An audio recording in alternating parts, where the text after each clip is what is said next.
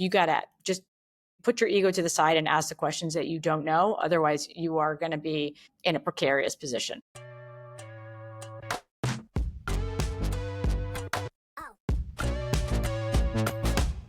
Welcome to Taking Care of Lady Business, where we get real about what it takes to succeed, whether it's in business, life, or both. I'm talking to game-changing and visionary women who've broken barriers, built empires, and redefined success on their own terms. They'll share their strategies, secrets, and the no BS advice you need to rise to the top. I'm your host, Jennifer Justice, also known as JJ. Let's get into it. Hi, everyone. Welcome to this episode of Taking Care of Lady Business. I'm Jennifer Justice. Today, we have the powerhouse, Cate Luzio. She's the CEO and founder of Luminary. Hi, Cate. Hey, JJ, what's going on? Why did you smile when I said powerhouse? I mean, you are. I just think it's a fun, I think it's a funny word. And I was reading this morning as I was doing my, scroll, and I saw that word, and I always think it's just, it's a great word. I don't often associate myself with that, but I'll take it. Well, you should, because it's a great word to show like how, to me, the word is somebody who is always persevering and not overexerting or abusing power, but like always persevering, and nothing ever gets you down. And that's you 100%. I'll take it on this Wednesday. Yes. All right. Well, thanks for stopping in. Let's start a little bit with your background and Luminary and what that is. Set the Sure. tone. So I'll bear it the quick and dirty. And I feel like when I went on this the first time, I wasn't yet wearing glasses. So obviously I'm older now. I need readers. But started Luminary now 6 years ago, which is crazy to think, after a very long career on Wall Street, spent almost 20 years in corporate investment banking for JP Morgan, Bank of America, HSBC, and decided to take all of what I learned and my background and my experience, one on the client side and building businesses and all of that great stuff, but also in what I was doing for talent development and the women in particular within finance, and said, this shouldn't just be a model for women in one particular bank or women in general, actually, because we need allyship and stakeholders of all genders. And so took all of that and wrote a business plan in 2018 and launched. I'm still the only shareholder. I have 100% equity of the company, bootstrapped. And we are now, thank you to the pandemic, best thing that ever happened to us. I didn't think that for 6 months during the pandemic, but it is clear we're now we always have been core to that community programming content development, but now that is truly global because of the pandemic. And so now we're a global networking and educational platform for women and allies that want to advance in the workforce, regardless of professional journeys. So we have about 50% of our members are entrepreneur, founder, business owner. The other 50% work for someone else. They may work for a small business. They may work for a very large company. And that's within our B2C model. And on the B2B side, we work with over 100 companies now, both investing in their employee development, employee engagement, professional development, as well as on the customer side. So it's been an interesting couple of years, and 2025 is proving to be another interesting year. Oh, yes, it is. But that is quite a journey in 6 years, because I was around for kind of in the beginning of it, right? Yes. But, what was that turning point with you having had this big job, a lot of, financial security, et cetera, that you wanted to A, start your own business, and B, that this was the business that you needed to start? So financial security aside, because I think that is, I wouldn't have done this if I didn't have continued financial security. So, and I think that's an important point. It's why I worked for 23 plus years that allowed me to be able to start this business. I didn't just think of something and write a flimsy business plan and say, let's go do it. I really had to think through sort of what I was giving up and make sure that the idea that I had and what I wrote on paper that I really thought could work. Obviously, you never know. And so I took that lens of, okay, I have financial security. I can't just run a business that's a hobby, that's not profitable. But knowing what I knew and how I wanted to build a business, both with a B2C and a B2B model, I knew that very quickly I would need to, and I would want to scale the business. So, but it was a bit of a, I, not naive is not the word. I'm an all in kind of person. So I just can't do things half ass. And I'm not, I give so many people that have side hustles an incredible amount of credit. I do not, I cannot have a side hustle. I'm like all in. So for the role that I had in finance, my last role, which was a global role, there was no way I could do something on the side. It would not have been fair to the business, the bank, the people that I manage, or my clients. And so I took all that and said, you know what, we're going to make a switch. And if it doesn't work, I will go back. I will have new skills, new abilities, and also the transferable skill sets that I already had to go back. It has been 6 years. And of course, I still think, like, did I make the right decision? But I know when I hear our members, our community, people that have been impacted by Luminary, that we have, and we've been able to not only survive but thrive, and we've been profitable every year, with the exception of 2020, and that is, to be expected given the pandemic and what we were doing at the time versus what we eventually evolved to do with the business. Wow, I mean, but I think you hit the nail on the head by like being very transparent. It's like you had the financial security, a lot of people get very scared about it, and it can be scary, quitting your job and going all in and not having that financial security. And another key thing that you said is you own 100% of the company. You have not taken any money from anyone. No, no, Right. that's all by design. Yeah. And never say never, right? We are not a business, and I think this is an important point, and I say this all the time to founders. We are not a business, and I could go back to lots of examples over the last couple of years that was the natural, let me go raise money. I also think that it would have prohibited me of launching as quickly as I wanted to if I had to go out and raise. And I knew in 2018, 19, that was a critical time for women. It's still a critical time for women and allies. So I didn't want someone telling me what kind of business to build. I really wanted to go back to when I started in finance, the first bank that I worked for. It was all about thinking about yourself as a customer. And so in this model, I can think about myself as a customer every single day and make adjustments and changes and additions based on what I'm hearing from our customers versus a board of investors that really only want me to just grow, grow, grow. And that's only one measure of success. I think, especially when I started, profitability was never even discussed. I think that's now a measure of success because investors go, I don't want to lose my money. But that was how we started. That's how we've, because we haven't needed capital, and I'll use need again and sort of in an air quotes, this is how I wanted to build it. But never say never. I think there's a time and a place, but there's also lots of ways to access capital.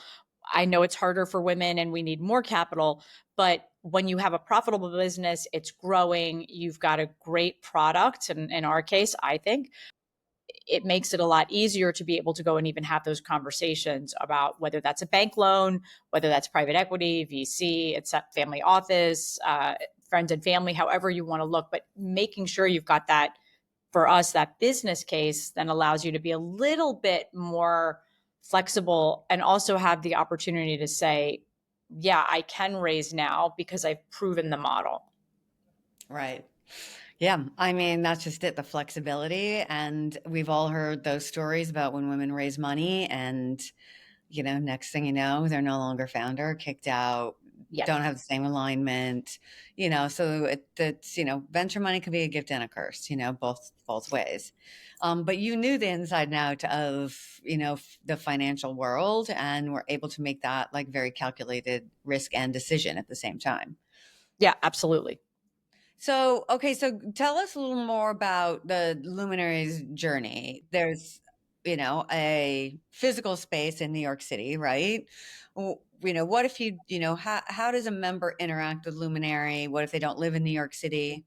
Yeah, physical space. So now 25,000 square feet of space in the Nomad neighborhood.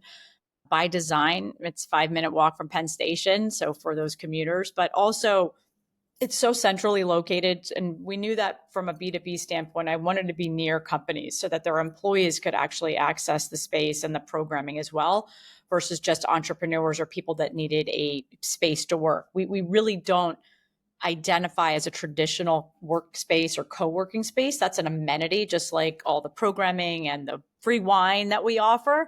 But that's our physical space. Realistically, we do about 20 programs, events, and workshops every single month. Only about 50% of those are now hosted in the physical space. But even when they are live streamed to our global digital audience. So whether you can make it from the Brooklyn or not, you can watch it online. We also spent a lot of time, and this is way before the pandemic, building out our partner network. So we now have 40 plus partner spaces around the country and abroad that are aligned to our mission, that our members, whether you're based in Houston or LA or St. Louis or London or wherever, you can access those spaces, whether you live in those cities and just need a space to have a meeting, or you're traveling to or visiting those cities. So that's been an incredible opportunity to extend our geographic reach without building spaces in every city. And I do not want to do that. Uh, and and then obviously for our members, the best way to get engaged is we are a join now community. That means there's no application process. There's a time and a place for an application, but not for Luminary. I was very deliberate when we set up the company that I myself had faced for many years, you know, doors that were never going to be opened for me, and people judging me based on what I did or what I looked like. I couldn't get into certain, I'll call them clubs. And I didn't want that experience. I think women in particular and those from underrepresented communities have enough barriers to entry. So let's remove one of those. And that was I think for us a great, it was a game changer in that people that walk in the door physically and virtually go, I feel like I belong here, because no one's saying that I don't. And I think that's a big value and differentiator for us. Plus, we are gender inclusive, and we always have been. And so the men or those that identify as men that walk in or physically or virtually feel at home, and that's been a real differentiator for us on our B2B side too, because we do so much programming for employees, and rather than making it just for one specific type of person or audience, where many of our companies open the programming that we lead for them to all. So as an individual member, you can engage online, you can engage in our content library, you can come into the space. We have Luminary Live, which is now in our third year, where we pop up, if you will, in 8 cities a year with 2 to 3 days of programming, events, and content and connection, just like we do in New York and online. And then we host 5 10 pole summits in our New York space every year. And we do quite a bit, and those are very large scale, sort of full day conferences, if you will, for our members and those that aren't members, if they feel like this is an opportunity for them to be involved. And great speakers, you've been participated in them before, JJ, as a speaker and as attendee. So there's lots of ways to get involved, small, medium, and large. I mean, one of the things that just stuck out on all of that, which there's a lot of amazing nuggets in there, is that we have enough barriers to entry, as women in underrepresented groups. So it's so true. And those barriers are going to now, given what's happening in the world, continue to be put up. And so, I grew up in a family where going to church was a big part of my parents, sort of what they did for us as a family. And whether a church, whether it's a synagogue, a mosque, or the Chamber of Commerce or the Elks Lodge or wherever, the Rotary Club, finding community, I think, is harder and harder. where you feel like you can just walk in whatever you look like or whatever you do. And so that, to me, again, 6.5 years ago, 7 years ago, when I wrote the business plan, was a big part. In fact, I did fake pitching to a number of friends in private equity and VC. I just wanted them to pick apart the model, throw questions at me, even though I knew I wasn't going to raise. Every single one of them said, you will fail because you don't have an application process and you aren't exclusive. And I said, thank you so much for your feedback. And here we are 6 years later. So it doesn't mean it's not hard, and you have got to constantly innovate and differentiate, but I'm very proud of that because I think that has made Luminary who we are today. Right. Yeah. Amazing. Well, kudos to that. You hit on something earlier too about when raising money and growth. I know that you've been growing, and it's something that I love to see within the female founder community, because everyone hears about, oh, we sold and we did this and we sold and we sold, and this is how you make any money, and this is how you build a business and you sell it. You're actually going and you're adding to your portfolio of businesses, meaning you're acquiring other businesses, which is groundbreaking in female founders, right? It's not a lot of female founders who are doing that. Like, when you talk about things like Pepsi and, which is actually Frito-Lay, like they didn't all start together, right? Like Right. people got acquired and they build these big conglomerate corporations and stuff. And that really helps hyperspeed growth. And it's definitely something, if you know me, Cate and I have talked about this forever, and how, we need to acquire each other and, build together, whatever cliche you want to talk about with women stronger together, whatever. It's like, and I love it. So every time I see or hear about Cate doing this, I'm like posting about it, etc. So all of that, can you talk about your growth plan and how you acquired and what that means to you and Luminary, etc.? Sure. I think every company, how they decide to grow is going to be different. For us, it has been very organic, right? That is sort of who we are and how we built both the B2C and the B2B community. But along the way, I've also said, well, wait a second, I don't need to build everything on my own. Number one, there's really great opportunities to partner and collaborate. And it takes a lot of work to do that. But that also gives you access and to build a relationship with businesses that you find are sort of like-minded, right? And that add to each other, that you found a win-win in some of these collaborations. And in doing that, that also gives you exposure as like, wow, okay, how is this business doing? How would that business actually be a multiplier for us or accretive to our business model? Declare was the first one, and in sort of late 2020, early 2021, business to business, really B2B professional education platform for women. And, that was right up our alley because we had this B2B model. That was real. There weren't a lot of people doing B2B outside of like brand partnerships. And so that was immediate. We saw immediate value as soon as we acquired that company because we got a whole portfolio of clients that we wouldn't have been able to get in the door outside of a very long time. The B2B life cycle is, 3 to 6 to 9 to sometimes 12 months. So it's not a slam dunk the first conversation you have. And then in working and partnering with one of our members, Tiffany Dufu, who had founded The Crew, we had worked with them for a couple of years. I had watched her build her business. I had watched her pivot her business model. And because we knew each other, because we partnered, and because I was a confidant, she's a confidant, she came to me and said, listen, I'm thinking about selling the business. Can we throw our hat in the ring, right? May not work out, but can we throw our hat in the ring and still have a friendship intact, right? Yeah. Because that's also important. That's the key. But this is business. And so what's the win-win here? And so that worked out. That was an immediate product offering because it's a peer-to-peer coaching platform that we could integrate into our model and not only sell into our B2C community, also B2B. And that has been very, again, accretive to our business. And then Hey Mama, which we acquired and announced that in early January this year, that was a membership play, individual, right? So if you look at all three of those, all of those serve my business differently because I'm looking at what will be ultimately additive to the community itself. And yes, synergistic and all the fun words, but really what's going to help financially continue to build the business and grow it without me having to do it on my own. I think there are a lot of small businesses that don't realize that these are opportunities.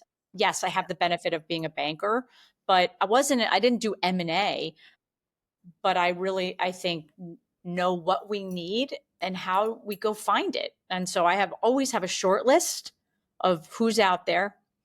I'm very vocal that we are acquisitive so that people will come to us and say, hey, would you take a look at our business if they're interested in selling?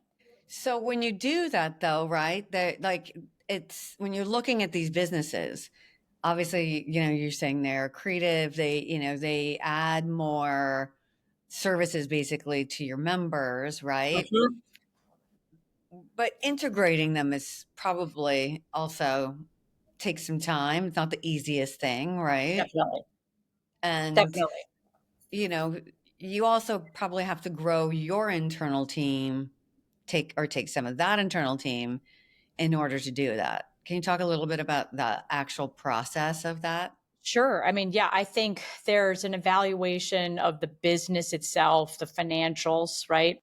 Is it profitable? Is it not? What is if do they have debt? What does that debt look like? What are their projections? At wherever you're looking at it in the life cycle of the year, and then who are their team, right? So some companies don't want to continue. I mean, Tiffany also was really vocal when we met, and she said, "Listen, my goal is to find a great home for my business and my community, my team, which was very paramount to her and critical.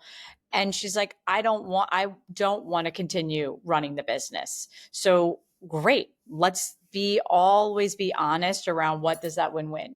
But we took everyone else from her team because we knew this was a whole new business and platform that we had to bolt on that wasn't just hey, it's a plug and play. There was real integration that had to happen. And I'm so lucky and fortunate that every single person that came over from that team was extremely additive to our existing business. They've all taken on bigger roles on the team. Tiffany stayed on through the transition, and she joined our board. So you also need to know, one, you don't want to go over your skis. The last thing you want to do is buy something and then you are failing because you've taken on too much expense. You've taken on a business that, again, isn't going to be accretive to yours. And that is a big focus on any conversation, whether we choose to acquire or not, is around their numbers. And I have turned down not a number of opportunities because I didn't think the business would survive, was too messy and complex to integrate, or wouldn't add value to the community at large, whether on the B2C or the B2B side. And you can sort of get, of course, excited. Oh, I'm going to acquire something. Right. But if it's not right for the business and it's going to put you underwater financially, then and you're not ready to take on additional debt, nor do you have a way to pay it back, it's, move on and leave your ego at the door. Well, that's interesting because that's easier said than done, right? Like, what are the things that you do, to help yourselves look at this in such a business practical manner versus personal, Yeah, and believe. By the way, I have had, and I won't say who. I have had really significant, deep. We're almost there, and it doesn't work out. And I think you have to set especially for those that it's like, listen, at the end of this, I want to walk away whether this works or not, where everyone feels like they got something, but more importantly, that we're transparent, we're honest, and that we do and can walk away with our relationship or friendship intact. And there have been about, I don't know, 5 or 6 that we have walked away from or it didn't work out. And I can say proudly that it wasn't the right time, or but we still walked away as friends, and they're probably engaged in Luminary in other ways. And by the way, it doesn't have to be you're only acquiring businesses that you know. We're taking in a lot of inbound now that we don't know those businesses. I have a full criteria now of somebody reaches out and says, hey, we're interested in conversations. Okay, do you meet this criteria? If you don't, it's probably not worth a conversation. If you do, then maybe it is, and we'll have those conversations. And I think as a founder, you have such limited time, and your team has limited time. I could spend all day long just meeting people, but that's not a good use of my time. And what is the ROI on every single one of those meetings, right? There's ROI on numbers, and then there's ROI on time, which again, you know this, JJ, as a founder and as a business owner, you can't take every meeting. So I've had to put some guardrails around that. And really, we have a playbook now. So immediately somebody comes in, we think they might be of value. Here's the information we're looking for. Fill it out. Here's the NDA. Are we ready to have a conversation? Let's jump into hopefully you've got a data room set up. Now, not everybody has that, but we're going to help guide you to get there if you don't. The fact that you've done all this in 6 years is pretty incredible. I'm not going to lie. You know what I mean? It like takes a lot to do that. But this playbook, when did you, like, how long did it take you to go like, okay, I need this like criteria so I don't, because really it's so you don't get emotional about it, right? It's one of the things in Totally. working. One, it's like, yeah, I don't want to get emotional. Is this the right business? Two, it really also gets you comfortable with the other business. And it also gets you comfortable if they really know their business and their numbers, right? I'm a numbers person because at the end of the day, if you don't know your numbers, personally and professionally, you're done. When we acquired Declare in, again, late 2020, early 2021, this sort of came out of nowhere. We were introduced by a Luminary member. We knew them. We had tried to partner with them, so we knew the business.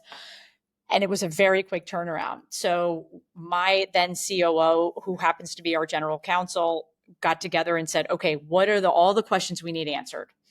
Little did we know that would then turn into a great playbook for us to be able to share with anybody that we thought was interesting or came to us. And do we get pushback? Sure, not everybody wants to give a lot of that information, and that's fine. If you don't have, like Tiffany had already, because she knew she wanted to sell the crew, she had a SIM, a confidential information memorandum, with all the sort of statistics that you would want to sort of look at initially to even think that might be a business that you were interested in. Then you look at that after you've signed your NDA, always sign the NDA, and then, okay, yes, we're interested. Some people will want a letter of intent right off the bat.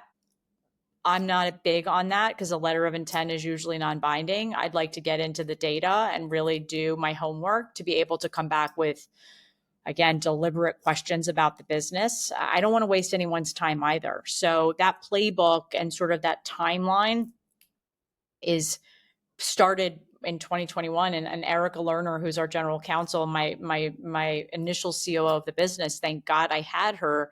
That's a very important person to have, whether you hire them or they're on your team as a lawyer. That was probably 30% of each deal is making sure you've got a good lawyer. Then you want to talk to your banker. I'm not talking about an investment banker. I'm talking about a banker that you bank with today for your business, and then your accountant. And what is this going to do, and what's it going to look like? I didn't know all of that, but having the right advisors is really important. And don't go it alone. I'll give you one example. A very good friend of mine sold the majority of her business last year to private equity for several $100 million. And so I wanted to learn more about the private equity side of the business. That's not where I come from. And so she put me in touch with someone on her team, and we've just had great conversations. And I love this about women. Men do this too, I think, really well. It's like, hey, you got a question? Just shoot me a text. That's this, I think, this ecosystem that we continue to, you and I are great examples that you want to help people. You want to put that knowledge out there. So I think for me, I'm just always continuing to learn and what makes the most sense for our business, but more importantly for our community and our people. we have 25 people now and growing, and I want to make sure that that I their livelihoods are, their payments on rent every month are on my shoulders. So I want to look at the numbers very closely, because I do not want to put us in a financial position that the business is at risk as a whole because we got over our skis. Yeah, and I think what's kind of can be a little paralyzing when you're a small business, and I know people come to me for this. They don't know, how did Tiffany get that sim all together? The Yeah. memoranda. How do they get it all together? Who do you talk to? And just a real dearth of like bankers that would go out and try to sell your company if you're not worth XYZ, right? Right. And so trying to find that can be a little intimidating. Have you Oh, seen definitely. on your part, people who've come to you, what they've done well that have been, when they didn't have those resources? Yeah, I think what they've done well, lessons learned, questions that they didn't ask. And a lot of this is what I would call crowdsourced, right? No one knows everything. I don't care how smart you are. I don't care if you're the best, M&A lawyer, banker in the world. You don't know everything. And so getting information, and for us, even going back to that original and playbook that we use over and over, that was a crowdsourcing of what are the questions that I need to ask, right? And not just myself and Erica at the time. My partner is a banker. I have a very large network. So just even reaching out to my friends in VC, because all three of these companies that we've acquired have had some kind of venture capital component of investment, right? So I also need to know, what does that look like? So I would say the worst thing that you can do is not ask questions of your network. It's up to you to, if somebody doesn't want to share it, then fine, or don't have time, fine, you'll find somebody else. But I know that I learned a long time ago and when I started my career in finance, like, you got to just put your ego to the side and ask the questions that you don't know. Otherwise, you are going to be in a precarious position. Right. True. Sage advice from powerhouse Cate Luzio, of course. Back at you. And so, look, you've been doing this 6 years. Hey Mama was the latest acquisition. Like, what did you said it was a pure membership play, right? Yep. Providing. Their person that was head of social media has come on board. So she's added to our marketing team, and she's phenomenal. We're so excited. And then Amory, who is a co-founder, is staying on through the transition and working with and for us. And she's fabulous. And then Erica Hannafin, who was the CEO, is the same. So I think, lots of times people sell their companies because they're done. They don't want to do it anymore. And that's really, I think, another thing that is okay. There can be a time when you're like, I just listened to Howard Schultz and his podcast on Acquired. And I mean, the amount of times he's come back as CEO is kind of remarkable. But he says, like, there's a time when you're just kind of done and you can move on. And he never felt bad about that. So I think for women, why should we feel bad about that? If you're ready to move on to something different, and you look at Tiffany, she's now the president of the Tory Burch Foundation, right? She took all that, and she's still on our board, and she's still an advocate and a luminary, and now she's doing something different. So I think that's also a fundamental question in the early stages of those conversations around, what does the founder want? Do they want to be involved? Are they ready to kind of move on? And is there a way forward for you and that person? And then what do they want to do with the team? Not everybody wants to stay on. And by the way, I'm a very different manager and leader than a Tiffany or an Amory. So culturally, you hope that it mixes, but that doesn't mean it always does. Right, exactly. And hey Mama, you added there's thousands of members, no? I mean, Yes. I'm a member of that as well. So yeah, Yes. amazing. Yes. Yeah. It's See? it's amazing, and they're Growth. they're great. And 70% of their community identifies as entrepreneurs and founders, and all of them identify as moms. So it's also adding programmatically new opportunities for incremental programming to support our, not only our moms and working moms, our caregivers and working parents in the community. So we've known them since we started. And so if you think there's someone out there that is aligned, that could be, again, valuable at some point, even if it's not today. Keep your eye on them. Keep those doors open. That's why I always have my short list, and you just never know where that could lead. I mean, that's the other thing too. It's like people go, well, how do I acquire them? Do I have to raise a bunch of money for that? You know what I mean? Yep. And so everyone always thinks they need to get acquired instead of actually acquire and grow that way. Yeah, and there's lots of ways to structure a deal, right? Yeah. Talk to, again, here's where you talk to a lawyer and you talk to a banker, or anybody in your network that has that background, and there are lots of ways to do this, to structure an opportunity. Again, at the end of the day, but you'd rather have that conversation earlier on around what's the expectation of the seller versus you as the buyer, and see if you can come and meet in the middle, if you will. And it depends. There's lots of, there's a lot of personal, you're selling, if you're the seller, you're selling your baby. And so you sort of have to, yes, it's personal and you've built this, but leave that to the side and say what's right for the business, what's right for you as that owner or founder or CEO, and what's right for ultimately the customer and the team. Yeah. Yeah. And, I think what people need to understand is you don't always have to come up with ridiculous amounts of upfront money. No, we There's didn't ways. raise any money to acquire any of these Yeah. companies, Yeah, right? exactly. Yeah.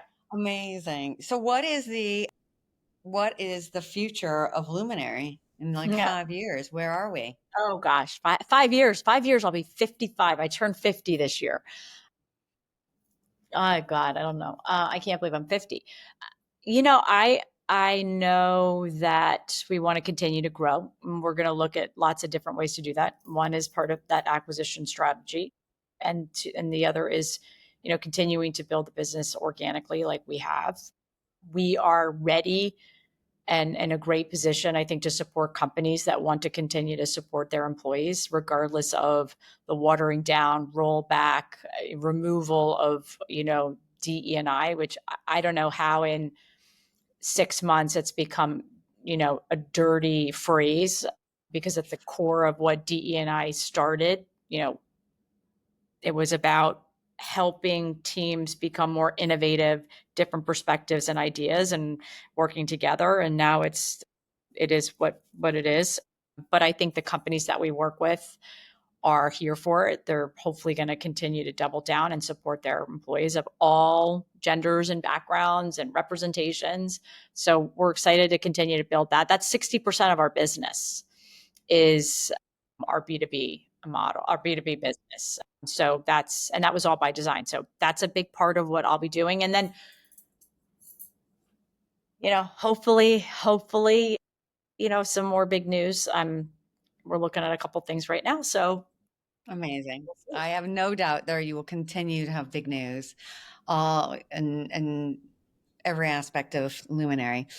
Cate, thank you so much for everything and being here today. There's always one question though that we ask everyone at the end of this podcast, and that is, what is the worst advice you've ever received? Keep your head down. Oh my God, that has like been the last three. They're like, keep your head Really? down, do the work. Yes. And that Yeah. was mine too. That's Yeah. the worst advice. First of all, you got to do the work, right? But also take credit for the work. So keep your head Yeah. up. I always say to anyone, it's like, keep your head up, be engaged, be visible, but also do the work, right? Yeah. And don't just raise your hand to get the work, and not take credit for it, and not get, compensated for it. But do not keep your head down, because accomplishments do not speak for themselves. And I think in particular for women, we've got to be much more visible and speaking up at the table. So that was the worst advice I got. And I got that many times. And luckily I didn't listen. Good. Good. Well, thank you again. Now, if people want to find you, Luminary, how do they do that? Best place to find me is on LinkedIn. You can just find me, Cate Luzio, Cateluzio. That's where I'm most active. You can follow me on Instagram, but you're going to see my cats, my nieces and nephews, my outfits of the day. And then Luminary, Instagram, we are Luminary, call to action there. And then also on LinkedIn, TikTok, Facebook, all the same. So, and then weareluminary.com is our website. So check us out. Log on and join. Thanks, You don't JJ. need an Loved having application. you as an advocate, a champion, a member, and just everything that you're doing. I just a huge supporter and would do anything for you. Same, girl. All right, everyone. To everyone listening, thank you for tuning into this episode of Taking Care of Lady Business. I'm Jennifer Justice. Thanks for tuning in to Taking Care of Lady Business. Don't forget to subscribe, rate, review, and share this episode with a friend who needs that extra push to own their success. And if you want more strategies, stories, and exclusive content, follow us on TikTok at Taking Care of Lady Business, on Instagram at thejustice.dept and Jennifer Justice L, or visit our website at thejusticedept.com. Taking Care of Lady Business is a production of Lady Business LLC and Salutations Media Co.